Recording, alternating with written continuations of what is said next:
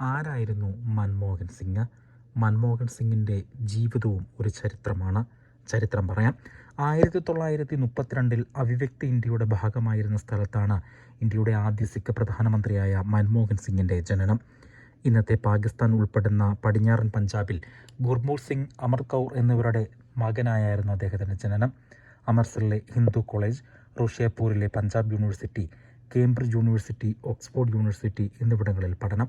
പഞ്ചാബ് സർവകലാശാലയിലും Delhi school of എക്കണോമിക്സിലും അധ്യാപകനായി അദ്ദേഹം പ്രവർത്തിച്ചു. 1971 കേന്ദ്ര വാണിജ്യ മന്ത്രാലയത്തിൻ്റെ സാമ്പത്തിക ശാസ്ത്ര ഉപദേഷ്ടാവായി നിയോഗിക്കപ്പെട്ടു. അടുത്ത വർഷം ധനമന്ത്രാലയത്തിൻ്റെ മുഖ്യ സാമ്പത്തിക ശാസ്ത്ര ഉപദേഷ്ടാവായി നിയമിതനായി. 76 വരെ പദവിയിൽ തുടർന്നു. അതേ വർഷം റിസർവ് ബാങ്ക് ഓഫ് ഇന്ത്യയുടെ ഡയറക്ടറായ മൻമോഹൻ സിംഗ് 82 ഗവർണറുമായി. 1985 വരെ ആ സ്ഥാനത്ത് തുടർന്നു.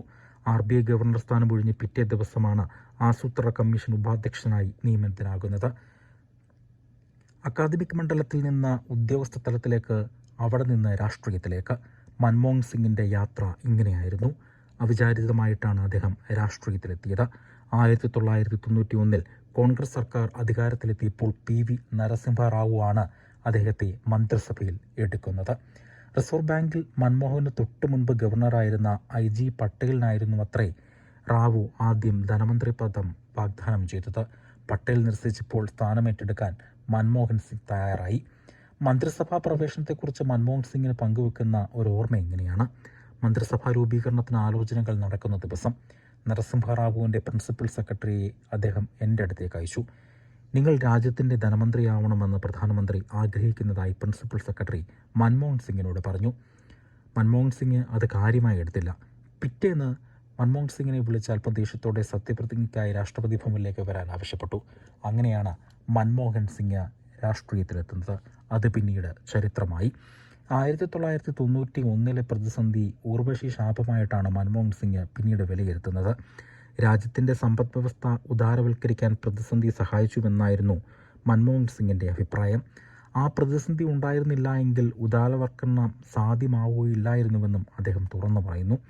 മൻമോഹൻ ധനമന്ത്രിയായി സ്ഥാനമേറ്റെടുക്കുമ്പോൾ ഇന്ത്യയുടെ സാമ്പത്തിക നില വളരെ മോശമായിരുന്നു. ആഴ്ചകൾ മാത്രം ഇറക്കുമതി നടത്താനുള്ള വിദേശ നാണ്യം മാത്രമായിരുന്നു ഇന്ത്യയുടെ കയ്യിൽ ബാക്കിയുണ്ടായിരുന്നത്. 80കളിലെ സോവിയറ്റ് യൂണിയൻ തകർച്ചയോടെ ഇന്ത്യക്ക് കുറഞ്ഞ തുകയ്ക്ക് എണ്ണയും അസംസ്കൃത വസ്തുക്കളും ലഭിക്കുന്നത് ഏതാണ്ട് പൂർണ്ണമായും നിലച്ചു.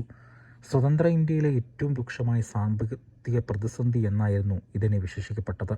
ഇവിടെയാണ് മൻമോഹൻ സിംഗ് തൻ്റെ സാധ്യതകൾ കണ്ടത്. സാമ്പത്തിക രംഗത്ത് സോഷ്യലിസ്റ്റ് ആശയങ്ങളെ വ്യതിചലനമായിരുന്നു മൻമോഹൻ കണ്ടത്. ഇത് വളരെ കാലം വിമർശിക്കപ്പെട്ടുവെങ്കിലും ഇന്ന് രാജ്യത്തിൻ്റെ സാമ്പത്തിക അടിത്തറ ബലപ്പെട്ടു നിൽക്കുന്നത് ഈ തീരുമാനങ്ങളിലാണ് എന്ന് കാണാം. 94 ബജറ്റോടെ ഇന്ത്യൻ സമ്പദ് വ്യവസ്ഥ ചരിത്രപരമായ തിരിച്ചുവരവ് നടത്തി. 1 കോടിയോളം തൊഴിലവസരങ്ങൾ 4 വർഷം കൊണ്ട് സൃഷ്ടിക്കപ്പെട്ടു. പ്രധാനമന്ത്രി പദം വരെ എത്തിയിട്ടും തെരഞ്ഞെടുപ്പിൽ മത്സരിച്ച് വിജയിക്കാൻ മൻമോഹൻ സിംഗിന് കഴിഞ്ഞിരുന്നില്ല. ഒരിക്കലും ലോക്സഭാ അംഗമാകാതെ മൻമോഹൻ സിംഗ് 5 തവണ രാജ്യസഭാ അംഗമായിട്ടാണ് വന്നത്.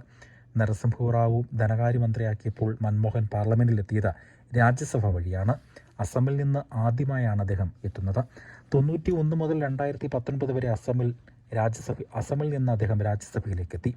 2019 മുതൽ 2024 വരെ രാജസ്ഥാനിൽ നിന്നുള്ള അംഗമായിരുന്നു. ഒരേ ഒരു തവണയാണ് ലോക്സഭയിലേക്ക് അദ്ദേഹം മത്സരിച്ചത്. 99 ലോക്സഭാ തിരഞ്ഞെടുപ്പിൽ സൗത്ത് ഡൽഹിയിൽ നിന്ന് മത്സരിച്ചുവെങ്കിലും BJPയോട് അദ്ദേഹം തോറ്റു. വെള്ളത്താടിയും കണ്ണടിയും ചിരിക്കുന്ന മുഖവും പുതിയിടങ്ങളിൽ പ്രത്യക്ഷപ്പെടുന്ന സൗമ്യരൂപമായിരുന്നു മൻമോഹൻ സിംഗിൻ്റേത്. കേംബ്രിഡ്ജ് കാലത്ത് തനിക്ക് നീലത്തലപ്പുകാരൻ എന്ന വട്ടപ്പേരുണ്ടായിരുന്നുവെന്നും മൻമോഹൻ സിംഗ് തൻ്റെ പുസ്തകത്തിൽ പറയപ്പെടുന്നു.